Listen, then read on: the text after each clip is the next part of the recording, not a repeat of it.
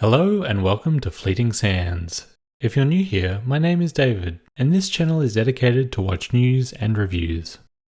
Today I'll be taking a look at the 2022 edition of the TRASKA Freediver, quite a popular micro-brand dive watch, which I've been wearing pretty well exclusively now for the past week.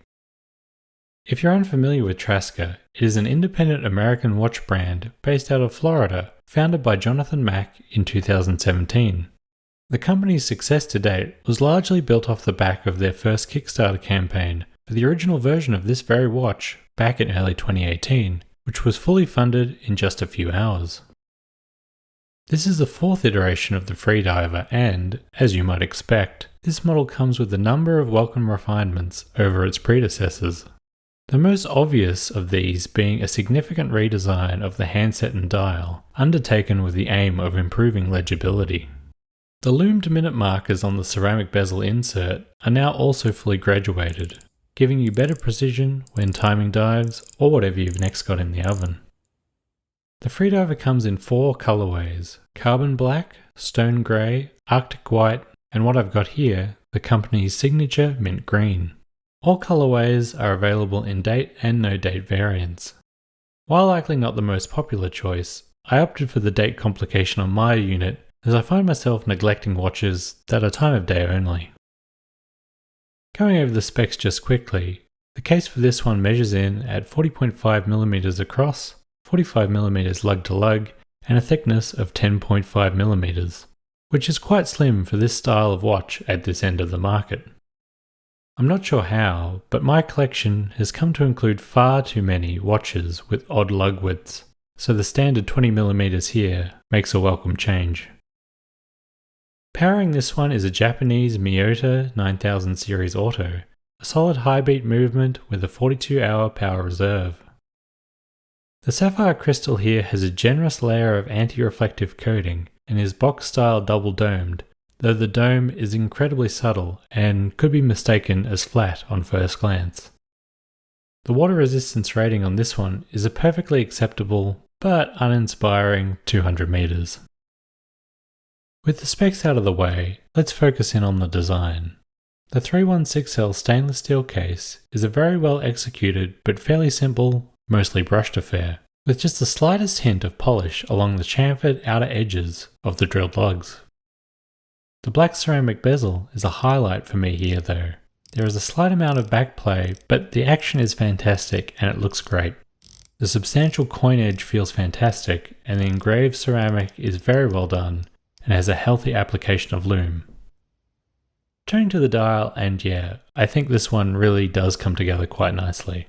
The trapezoidal hour markers and hands match perfectly, and the white, black and mint colour scheme on the one I have is really rather pleasant. It has also proven to be extremely legible in all lighting conditions, making the redesign a successful one I think. I received a question from a subscriber asking my thoughts on the circular date window at 6 o'clock, and it does seem to be a bit of an odd choice. Why not just go with the trapezoidal window? Perhaps the designer felt the circular date portal, along with the lollipop seconds hand and circular top lume pip, helped to offset the sharper angles prominent throughout the rest of the design. I'd still like to see what a different approach might look like, but I feel like it mostly works as is. And it is honestly growing on me more and more as time goes by. The signed, screw-down crown is large and plenty grippy, making time adjustments a breeze. Quite a few micro brands have come out with some pretty wild casebacks in recent times. Not so here though, with the back being surprisingly sterile, engraved with just the core specifications. Possibly a decision made to keep the watch as thin as possible. The bracelet here is a good one. Very well finished, solid end links, screw pins, and an excellent clasp. I had to remove 3 links for my 6.5-inch wrist and had no trouble getting a comfortable fit thanks to the 4 holes of micro adjust.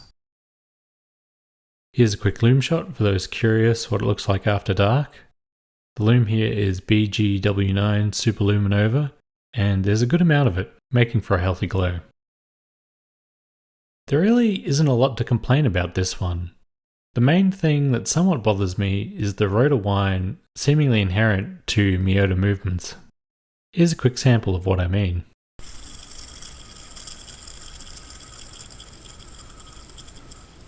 On wrist it's only noticeable in very quiet settings, but when you do catch it, it just sounds a bit cheap, making me wish TRASKA had opted for a different engine.